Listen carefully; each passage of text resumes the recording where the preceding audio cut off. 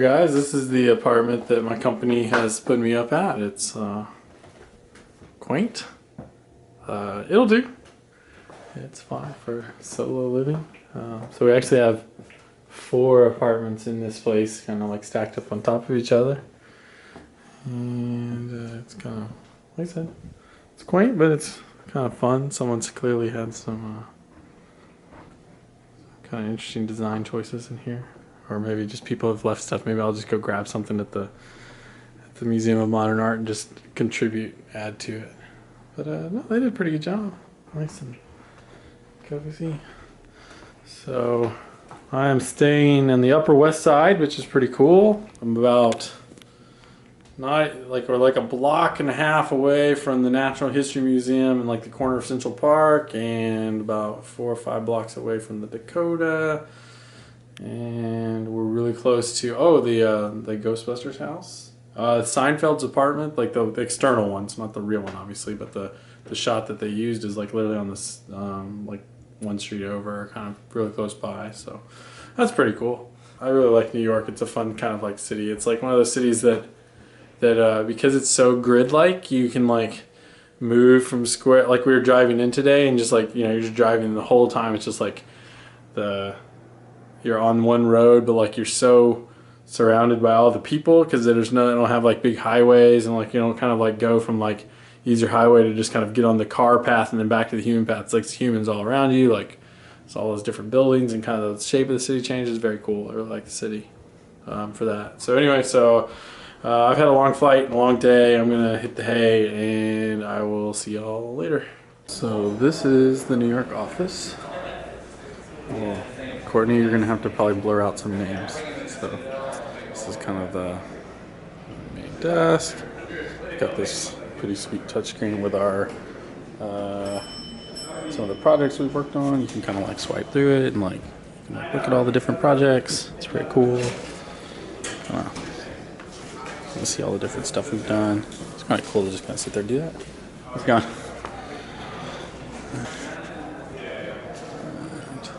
Kind of wall building that. Got, excuse me. Got a pretty cool setup here. Showing stuff off. Lots of screens around here. This is something we helped work on. It's the kiosk for M&M personalization at the Toys R Us store here. This is kind of the main office. So there's the kitchen. Some cool like brickwork. Said Court's probably gonna have a nightmare editing this to everything. And there's my desk. Some cool standing desks. It's very cool.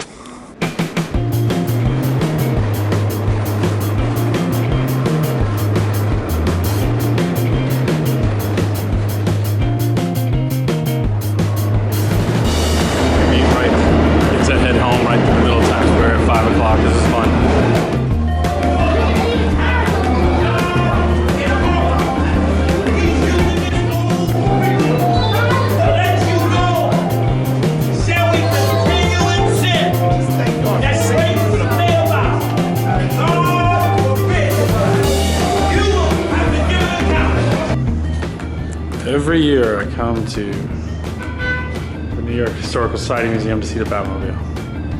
This is why I come. I come here every year and I always stop every time I see it. So you guys are getting the full Central Park West pop culture tour. This is the Hotel Dakota. This is where John Lennon was shot. He's actually shot around the corner. But I'm gonna get into the hotel now. And then we go home. You see dinner. It's still like a very vintage look. It's vintage lights. It's a very old hotel.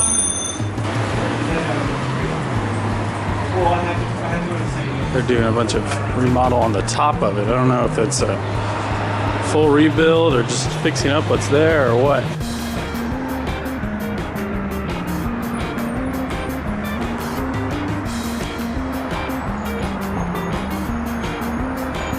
It's a really nice day out here.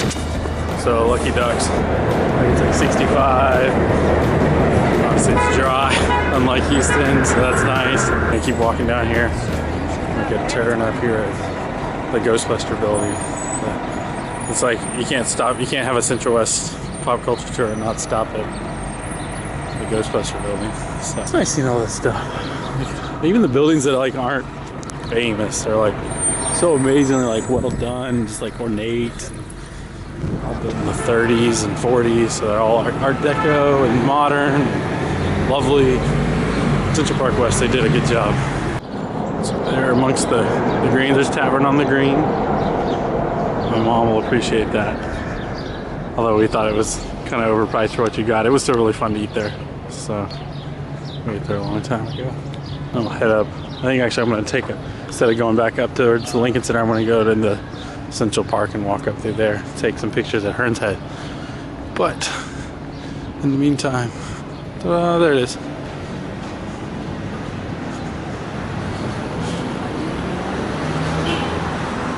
There's the building itself. It's kind of a fairly nondescript Gothic architecture, but you know, you frame it in the right light and you had a big ass marshmallow man, you got yourself a story. So anyway, so there it is right here at 66 in Central Park West, right behind Tavern Green, Tavern on the Green. And then like I said, like if you walk down that street, down here you get to the Lincoln Center. I'm gonna go this way up the 65th Street Traverse and then turn up and we'll go to the carousel and go through Central Park. Then I'm gonna go eat because I'm hungry.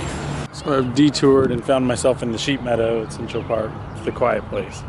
Like no music allowed, no craziness allowed. It's the quiet spot in the center of pretty much the noisiest city. It's really fun. I'm gonna go up here, just have a seat, and just enjoy this nice weather. It's a nice city. You guys can you can see it. So in the distance, the moon's rising. Ah, this is just really nice. By myself, this is what I'm gonna do. I'm gonna sit out here and do nothing. Enjoy 30 minutes of kind of like solipsistic peace. So obviously not a complete trip to Central Park without stopping at the Bethesda fountain.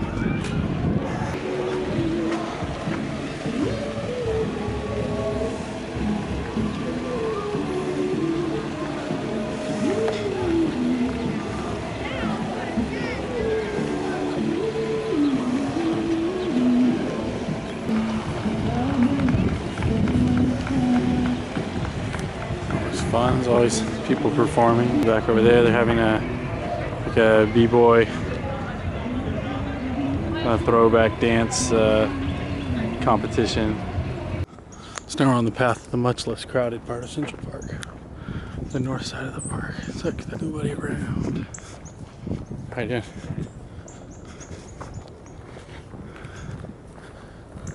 It's just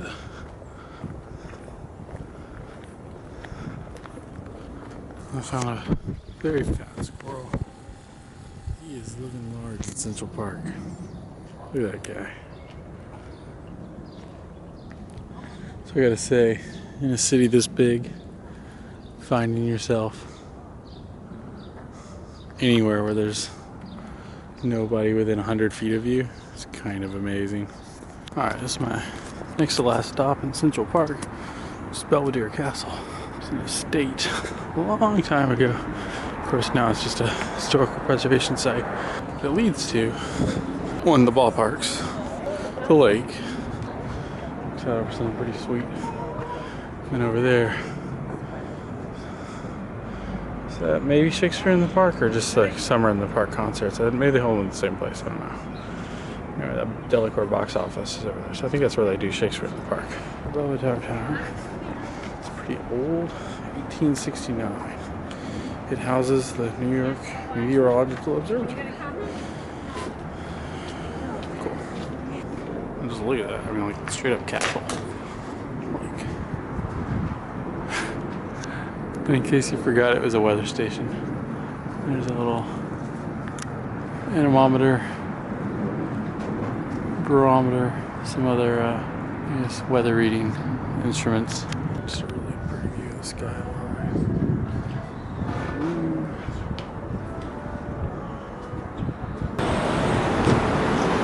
Walking up Broadway on the backside. Here we've got a nice viewing platform that works. So you can go sit up there and watch everybody at Madison Square Park and just kind of having fun. So we're at, I don't know exactly how you pronounce it. Is it Mamak? It's on 11th Street. It's Vietnamese, Thai, and Malaysian. We ordered like a sampler, and this is kind of the first set, was just some roti, some like, looks like just flatbread and sauce. I say that like it's like nothing, but like it looks delicious. So we're gonna start with this. And then we got some Thai dumplings here too. Those dumplings are amazing, and the roti was really good too. Now we got some pad Thai, some string beans, kind of cooked up with some chili. Looks really good. And these little like barbecue pork buns, which are, I mean, it just looks like amazing. All right, we're done eating the Malaysian Mamak place. We're now on 9th Street, I think, right between 2nd and 3rd Avenue. And this is like, it looks like a down version of 6th Street in Austin. Like kind of open shops, lots of characters hanging out on the street, like quick stop, like what's up? Tattoo parlor. The wild all the way up.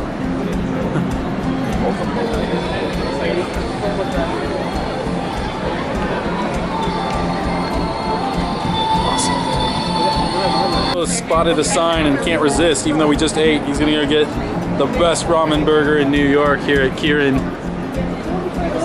At Hot Pot Zen Ramen and Sushi House.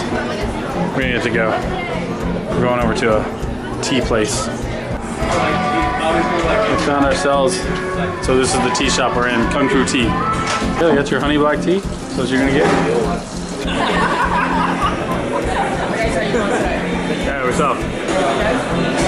You guys not doing this before? No. Some of us haven't. So I'll go over the menu one more time. We serve 3 items. We have a 10-ounce beef burger, a whole lobster, and a lobster roll. Each item comes with fries and the salad. Each item is $20. We also, for now, we have a New York Parks roll. For every roll we sell, we plant a tree. And that's basically our lobster roll with samurai aioli. So it's a mixture of samurai aioli, which is like a little spicy mixture of sriracha, Tabasco, and we also end it with chives as well. So I need to capture this, that the menu that they have is, since the menu is only 3 items, their menu is just drinks. That's it. It's all drinks. So this is what I got. It's a samurai lobster roll. Extra, supposed to be spicy, we'll see. Looks good. I'm waiting in the line at LaGuardia to get in another line at LaGuardia. We're headed out. I'm glad we came when we did. We've got an awesome stat going on over here. No pressure, no pressure.